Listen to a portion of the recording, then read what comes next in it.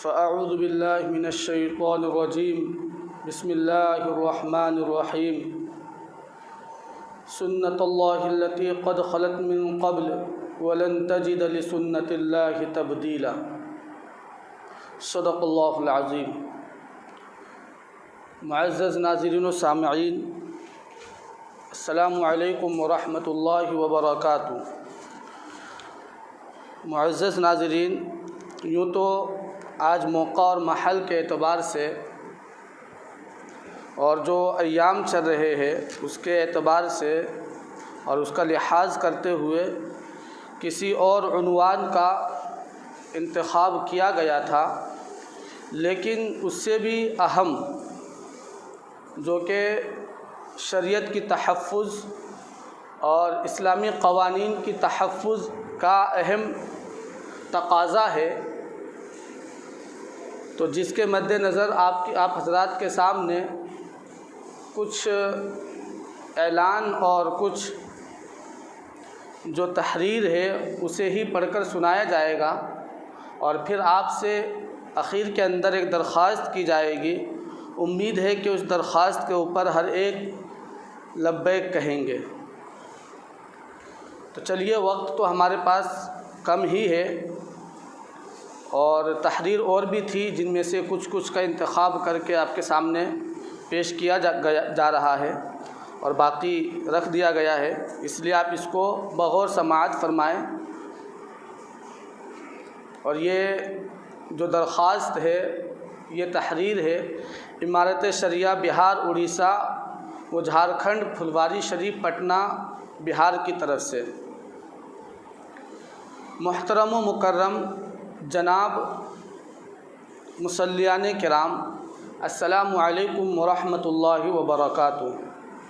آپ کے علم میں ہوگا کہ لا کمیشن آف انڈیا نے یونیفارم سول کوڈ کے بارے میں عام لوگوں سے اور تسلیم شدہ تنظیموں سے رائے مانگی ہے۔ امارت شریعہ چاہتی ہے کہ زیادہ سے زیادہ آراء یونیفارم سول کوڈ کی مخالفت میں وہاں پہنچے۔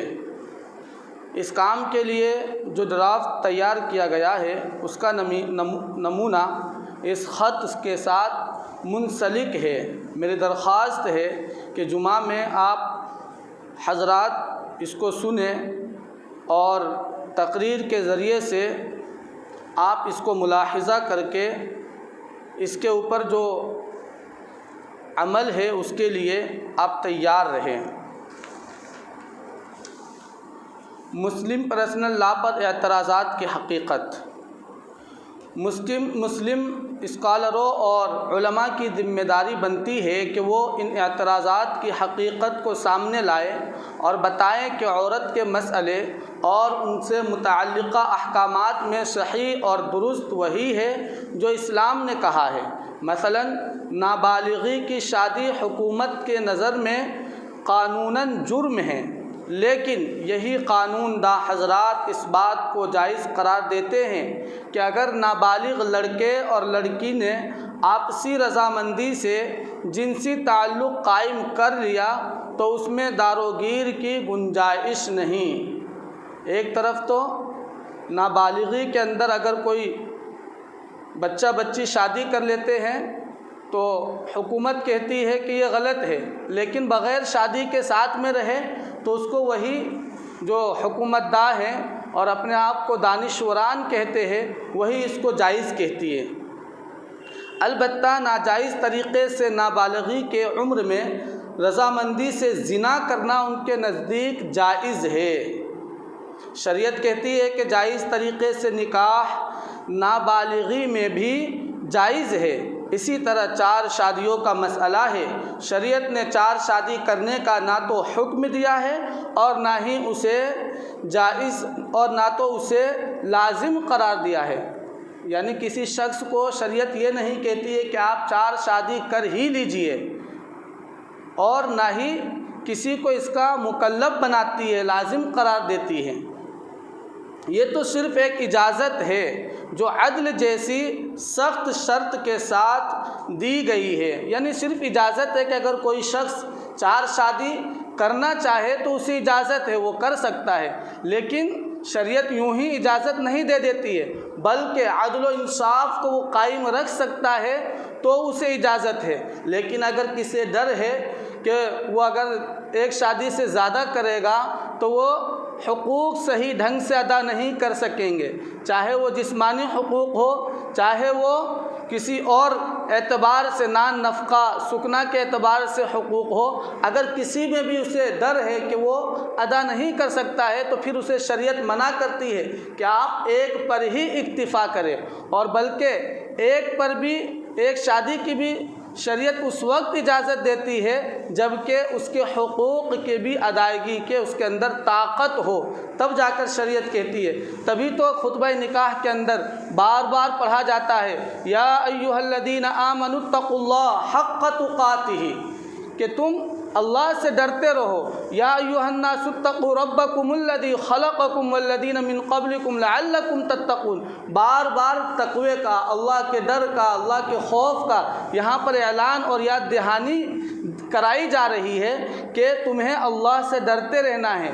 تم ازدواجی زندگی کے اندر بندھنے جا رہے ہو تو دیکھو اللہ کے حکم کو پامال نہ کرنا، اور جو حقوق العباد ہے اور جو بندی کے حقوق ہے اس کو آپ ادا کرتے رہنا۔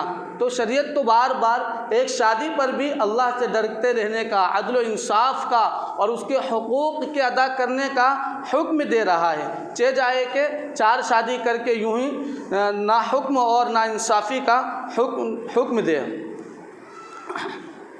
اسی لیے 4 شادیوں کا رواج کم ہیں، اور اس اجازت سے فائدہ اٹھانے والوں کی تعداد اقل قلیل ہے، یعنی بہت ہی کم ہے۔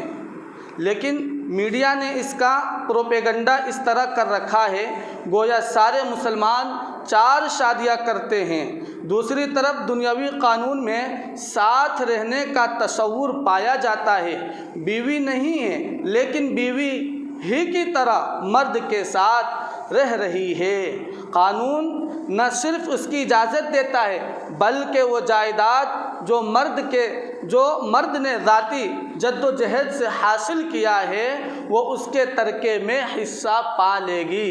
یعنی اس نے شادی نہیں کیا ہے لیکن کسی اجنبی عورت کے ساتھ، اجنبی لڑکی کے ساتھ اگر کوئی مرد رہ رہا ہے تو وہ قانون اسے جائز ہی قرار نہیں دیتی، بلکہ جو مرد کا جتھا ہے، مرد کی جو پراپرٹی ہے اس کے اندر اسے حصے دار بھی قرار دیتی ہے۔ ایک سوال طلاق کے حوالے سے اٹھایا جاتا ہے، یہ چاہتے ہیں کہ طلاق کا حق عورتوں کو بھی دے دیا جائے، جس طرح نکاح اس کی مرضی سے ہوتا ہے طلاق میں بھی اس کی مرضی شامل رہے۔ مردوں کو طلاق کا حق دینے میں خود عورتوں کا تحفظ ہے۔ خاندان کو ٹوٹنے سے بچانے کے لیے شریعت نے یہ حق مردوں کو دیا ہے، کیونکہ مرد جو ہے طلاق دینے کے وقت میں بہت ساری چیزوں کو سوچتا ہے، بہت ساری چیزوں کو وہ سامنے رکھتا ہے۔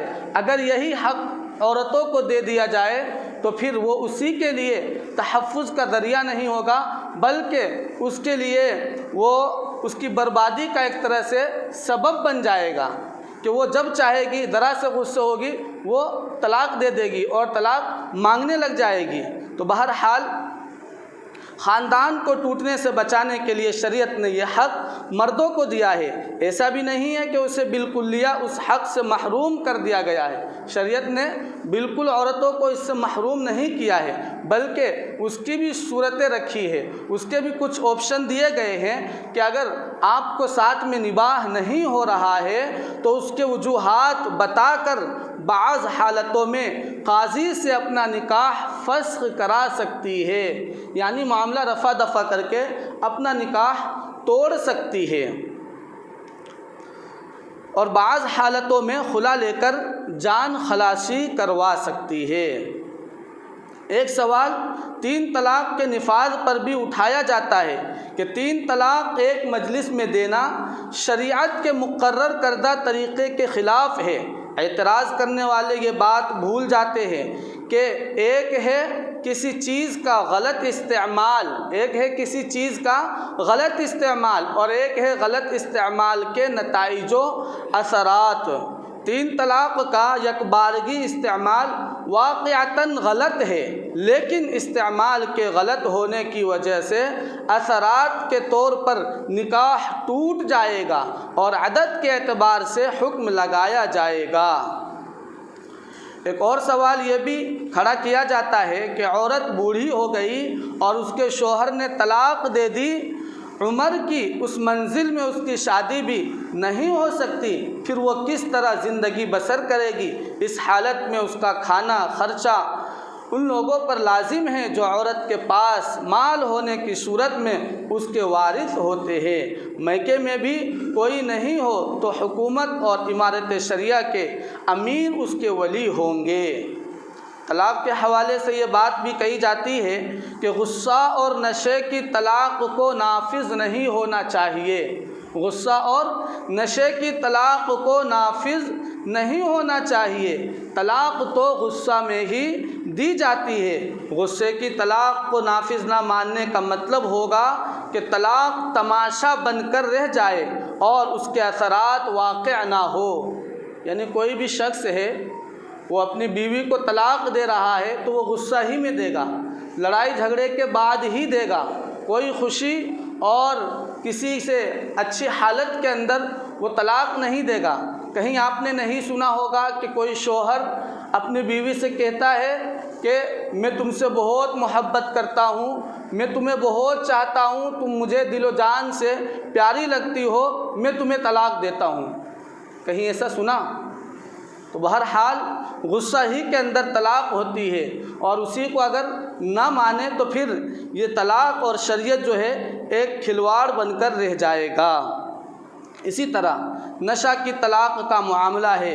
نشہ میں جو شخص طلاق دے رہا ہے وہ اس قدر ہوش و حواس میں ضرور ہے کہ وہ جانتا ہے کہ طلاق بیوی ہی کو دی جاتی ہے، ماں بہن کو نہیں دی جاتی۔ کہیں کوئی شخص نشہ کے اندر آئے اور ماں بہن کو طلاق دینے لگے تو اسے کہا جائے گا یہ حقیقت میں یہ شراب کے نشے کے اندر ہے یا کسی چیز کے نشے کے اندر ہے، لیکن وہ بیوی ہی کو کیوں طلاق دے رہا ہے؟ پتہ چلا کہ وہ نشے کے اندر نہیں ہے، اس کے اندر کچھ نہ کچھ حواس اور ہوش باقی ہے، اس لیے اسے کہا جائے گا کہ یہ نشے کی طلاق مانی جائے گی۔ طلاق کبھی جبراً و اکراہ کے یعنی زبردستی کے ساتھ بھی دی جاتی ہے۔ اگر جبر و اکراہ میں بھی تحریر کے ساتھ زبان کا استعمال بھی کر لیا تو طلاق نافذ ہو جائے گی، چونکہ برعکس سے طلاق کا محل زبان ہے، اور جبر و اکراہ میں یعنی زبردستی میں طلاق اس نے زبان سے کہہ دیا تو اب یہ طلاق محل سے ادا ہو جانے کی وجہ سے نافذ ہو جائے گی۔ سوالات عورت کی آزادی اور مساوات کے حوالے سے بھی اٹھائے جاتے ہیں۔ مرد نے اپنی جان بچانے کے لیے اس سے کموانا شروع کر دیا، اب وہ دفتری اوقات میں ڈیوٹی بھی کرتی ہے، بچے بھی پیدا کرتی ہے، گھر آنے کے بعد باورچی خانہ بھی اس کا منتظر رہتا ہے، بال بچوں کی پرورش و پرداخت اور شوہر کی خدمت گزاری بھی اسے کرنی پڑتی ہے۔ یہ آزادی کے نام پر عورتوں کے ساتھ ظلم ہے۔ یہی حال مساوات کا ہے۔ مساوات کا مطلب صرف یہ ہے کہ صلاحیت و قوت کے مطابق اس کو ترقی کے یکساں مواقع حاصل ہو۔ اب مساوات کا مطلب یہ لیا جائے کہ مردوں کی طرح عورتوں کو بھی 4 شادی کی اجازت ہو، اس قسم کے مساوات کا کوئی قائل نہیں، لیکن ہمارا دانشور طبقہ بار بار اس بات کو اٹھاتا رہتا ہے۔ یکساں سول کوڈ کا مسئلہ صرف مسلمانوں کا نہیں بلکہ تمام مذہبی اقلیتوں کا ہے۔ ہندوستان بڑا ملک ہے، اس کی آبادی بڑی ہے، اس میں مختلف مذاہب اور مختلف زبان بولنے والے رہتے بستے ہیں۔ ہندوستان کے آئین میں ہر شہری کے حقوق اور ان کے تحفظ کا ذکر موجود ہے۔ ہندوستان میں بڑی تعداد میں اقلیتی طبقہ کے لوگ بستے ہیں، مسلم، سکھ، عیسائی، بدھ، جین وغیرہ اقلیتی طبقہ سے تعلق رکھتے ہیں۔ اقلیتی طبقات کے مذاہب الگ ہے، ان کے رسم و رواج الگ ہے۔ ملک کے آئین نے ہر طبقے کو مذہبی اور ثقافتی آزادی دی ہے، کوئی ان کے حقوق کو چھین نہیں سکتا۔ اگر کوئی ان کے حقوق کو سلب کرنے کی، چھیننے کی کوشش کرے گا تو اس کے خلاف آواز بلند کرنے اور قانون چارہ جوئی کا حق حاصل ہے۔ قانون چارہ جوئی کا حق حاصل ہے۔ موجودہ وقت میں کچھ غلط عناصر اور پارٹیوں نے سیاسی فائدہ حاصل کرنے کے لیے ملک میں اقلیت اور اکثریت کے درمیان نفرت کا ماحول پیدا کر دیا ہے۔ ایسے عناصر اکثریت کو بنیاد بنا کر اقلیتوں کو اپنے حقوق سے محروم کر دینا چاہتے ہیں۔ یہ ہندوستان کے آئین کے خلاف ہے۔ جب الیکشن کا وقت آتا ہے تو ملک کی فرقہ پرست پارٹی اقلیت کے خلاف زہر اگلنے لگتی ہے۔ کچھ غلط عناصر بالخصوص مسلم اقلیت کے لوگوں پر ظلم ڈھانے لگتے ہیں، جس سے باہمی عداوت اور دشمنی کا ماحول بنتا ہے، جبکہ حکومت پابند ہے کہ آئین کی حکومت قائم کرے اور اقلیتوں کے حقوق کی حفاظت کرے۔ موجودہ وقت میں بعض اسٹیٹ کی حکومت نے یکساں سول کوڈ کو اپنے صوبے میں نافذ کرنے کا اعلان کر دیا ہے۔ یہی نہیں، مرکزی حکومت کے طرف سے بھی اکثر یہ شوشہ چھوڑا جاتا ہے کہ ملک میں یکساں سول کوڈ نافذ کیا جائے گا، جبکہ یہ بھارت کے آئین کے خلاف ہے۔ جہاں تک پورے ملک میں یکساں سول کوڈ نافذ کرنے کی بات ہے تو قانون کے ماہرین کے تجزیہ کے مطابق اس کے لیے آئین میں ترمیم کی ضرورت ہوگی، اور موجودہ وقت میں حکومت اس پوزیشن میں نہیں ہے۔ نیز اس کا تعلق بنیادی حقوق سے ہے۔ بنیادی حقوق سلب کرنے کا اختیار کسی حکومت کو نہیں۔ ویسے بھی ملک میں مختلف مذہبی طبقات ہیں، ان کے الگ الگ رسوم و رواج ہے۔ کوئی طبقہ نہ تو اپنے مذہب سے دستبردار ہونے کو تیار ہوگا اور نہ اپنے رسم و رواج کو چھوڑنے کے لیے تیار ہوگا۔ اس طرح یکساں سول کوڈ ہندوستان جیسے ملک میں ممکن نہیں ہے۔ موجودہ وقت میں بھی یکساں سول کوڈ نافذ کرنے کی بات اٹھائی گئی ہے۔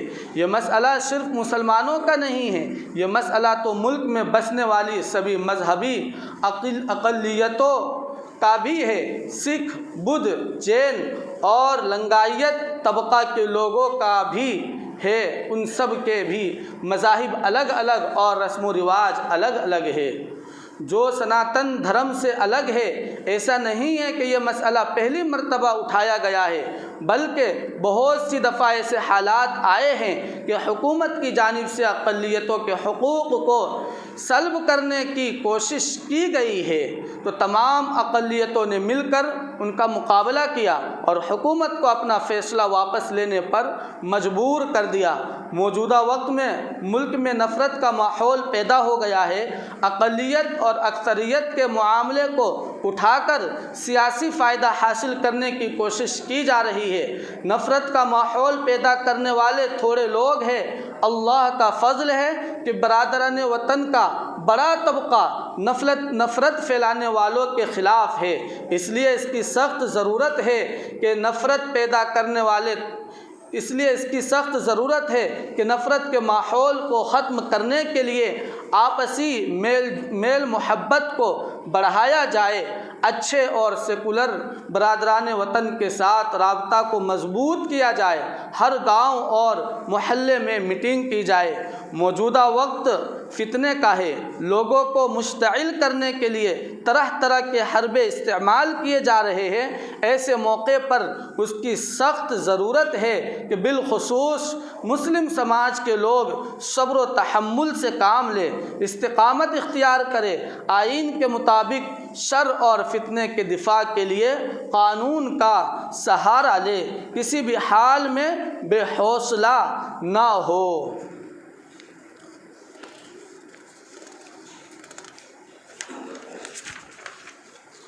یکساں سول کوڈ دستور میں دیے گئے بنیادی حقوق کے مغایر۔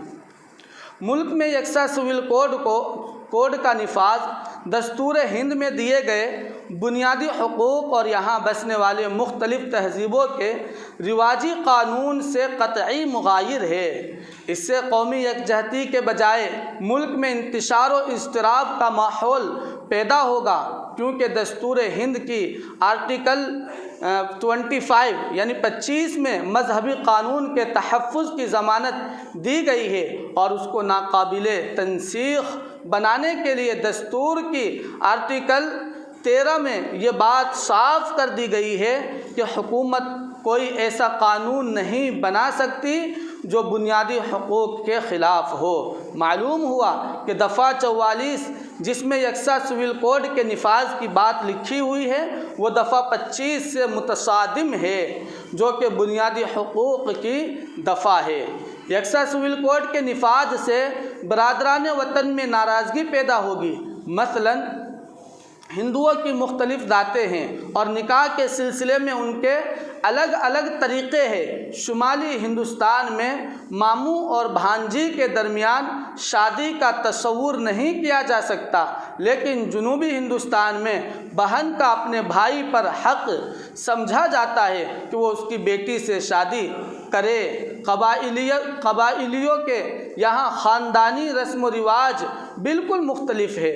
بعض قبائل میں ایک مرد 1 درجن سے زیادہ عورتوں سے شادی کر سکتا ہے۔ شمالی مشرقی ہندوستان کے قبائل مثلاً گاؤں وغیرہ، یہاں پر صحیح نہیں لکھا، مٹا ہوا ہے، کہ رسم و رواج کو دستور حق حاصل ہے۔ عیسائیوں میں کیتھولک نظریے کو ماننے والوں میں پادریوں کے بغیر شادی کا تصور نہیں ہے۔ اگر یکساں سول کوڈ نافذ ہوگا تو ان مختلف مذاہب کے رواجی قوانین پر عمل کرنے والوں میں اضطراب پیدا ہوگا۔ اس لیے یونیفارم سول کوڈ کی تدوین ایک انتہائی ناعاقبت اندیشانہ اقدام ہوگا، جس کے نتیجے میں ملک میں انتشار اور پھوٹ کا شکار ہوگا۔ لا کمیشن سے ہماری ایک محب وطن کی حیثیت سے مخلصانہ درخواست ہے کہ ایسے کسی قانون کے نفاذ کی جد و جہد نہ کرے جس سے ملک میں بدامنی پھیلے۔ انہی بنیادوں پر ماضی میں ملک کے دانشور طبقوں نے اس کو یکسر مسترد کر دیا تھا۔ اب اس کے لیے کیا عمل درآمد ہوگا اس کو بھی تھوڑا ملاحظہ فرمائیں۔ یونیفارم سول کوڈ کے خلاف اپنا احتجاج درج کرائے۔ امیر شریعت بہار، اڑیسہ و جھارکھنڈ حضرت مولانا سید احمد ولی فیصل رحمانی مدظ اللہ العالی کی ہدایت پر امارت شریعہ بہار، اڑیسہ و جھارکھنڈ پھلواری شریف پٹنہ کی جانب سے یکساں سول کوڈ سے متعلق لا کمیشن آف انڈیا کی جاری کردہ نوٹس کا جواب دینے کے لیے یہ لنک تیار کیا گیا ہے۔ احتجاج درج کرانے کا طریقہ: آپ فقط نیچے دیے گئے لنک پر کلک کریں، یہاں پر دیا ہوا ہے۔ آپ لوگوں میں سے ہر ایک کو چاہیے کہ اس کی زیروکس کروا لیں اور ہر ایک کے پاس ہونا چاہیے اور اس کے مطابق وہ عمل کرے۔ اس کے اندر ہندی میں بھی لکھا ہوا ہے، جس ساتھی کو چاہیے اپنے موبائل کے ذریعے سے فوٹو بھی کھینچ سکتے ہیں۔ آپ فقط نیچے دیے گئے لنک پر کلک کریں اور اردو اور انگلش کا کالم آئے گا۔